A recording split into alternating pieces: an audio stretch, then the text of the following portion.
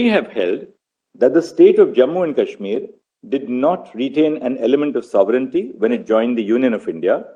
We have arrived at this conclusion for the following reasons.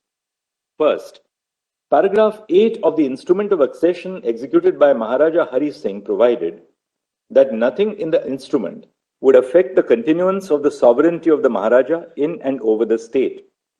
Second, on 25 November 1949, a proclamation was issued for the state of Jammu and Kashmir by Yuvraj Karan Singh. The declaration in this proclamation that the Constitution of India would not only supersede all other constitutional provisions in the state which were inconsistent with it, but also abrogate them, achieves what would have been attained by an agreement of merger. Article 370 is a temporary provision on a reading of the historical context in which it was included. Article 370 was introduced to serve two purposes.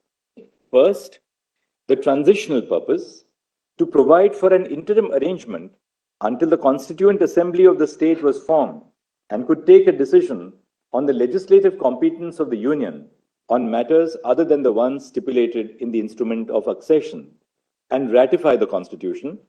And second, a temporary purpose, an interim arrangement in view of the special circumstances because of the war conditions in the state.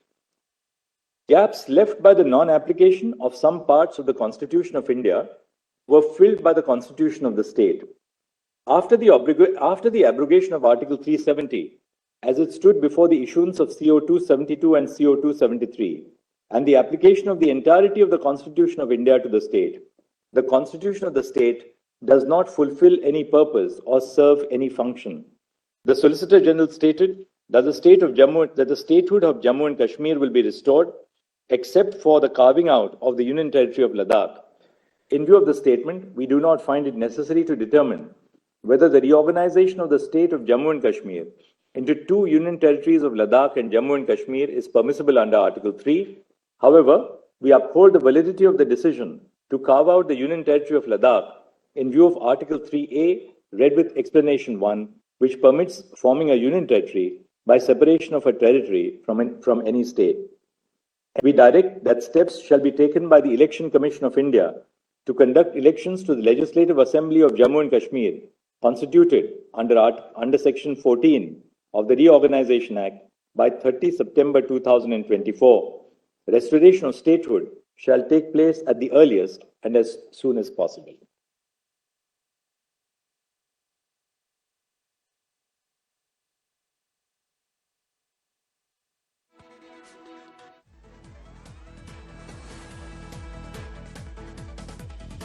We are breaking at this hour. Unanimous verdict by the Supreme Court on purging of Article 370. The Supreme Court bench gives a unanimous verdict on Article 370. The Chief Justice of India reads out dissents of the 5-judge bench verdict.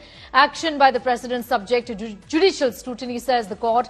Limit to power of President and Parliament in an emergency. Importantly, the court essentially has spoken about the Article 356 permits the President to make irreversible changes. Both Savanji and Reddy J and S.R. Momai recognize that irreversible actions in this case, the deoperationalization of Article 370 is permitted if the proclamation had been approved by the Parliament prior to such irreversible action.